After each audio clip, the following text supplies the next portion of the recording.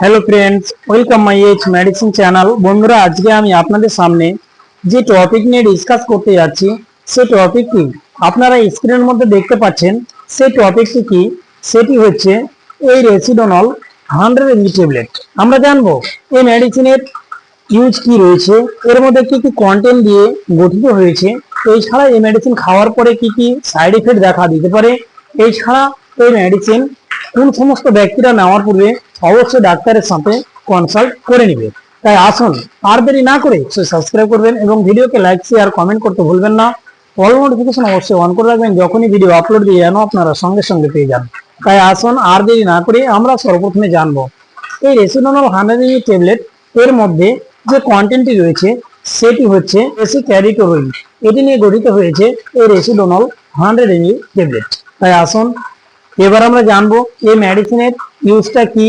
এই মেডিসিনের ওই সমস্ত ডিজিজের ক্ষেত্রে ইউজ করা হয়। এটি বিশেষ করে ইউজ করা হয় ওই সমস্ত ব্যক্তিদের ক্ষেত্রে যাদের প্রচন্ড পরিমাণে পায়খানা হচ্ছে বা ডায়রিয়া। তাদের কিন্তু পায়খানা থামতে চায় না, অনেক ওষুধ ইঞ্জেকশন ফেল হয়ে যাচ্ছে, কিন্তু জলের মতো তার পায়খানা চলে যাচ্ছে, তার পায়খানা বের হতে আছে।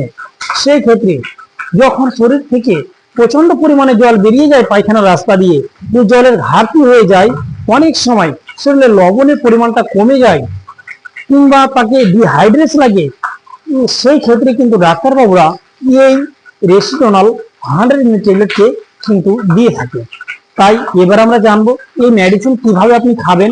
এই মেডিসিনের ডোজ হচ্ছে ডাক্তারবাবুরা পেশেন্টের উপর ডিপেন্ড করে তার ডোজ নির্ণয় করে থাকে, কারণ সকল পেশেন্টদের ডিজিজের ধরন কিন্তু এক হতে পারে না, সুতরাং তাদের ডোজও কিন্তু এক হতে পারে না।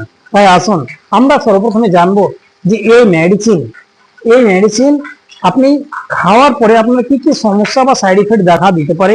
ওই সমস্ত সাইড ইফেক্ট দেখা দিতে পারে যেমন ত্বকের মধ্যে আপনার লাল লাল ভাব বা আপনার ফুসকুড়ি দেখা দিতে পারে। এছাড়া তার নজিয়া বমি বমি লাগে বা ভমিটিং, তার বমি হতে পারে। এছাড়া তার কোষ্ঠকাঠিন্য হতে পারে। আসুন এবার আমরা জানবো যে এই মেডিসিন কোন সমস্ত ব্যক্তিরা খাওয়ার পূর্বে অবশ্যই ডাক্তারের সাথে কনসাল্ট করে নেবে।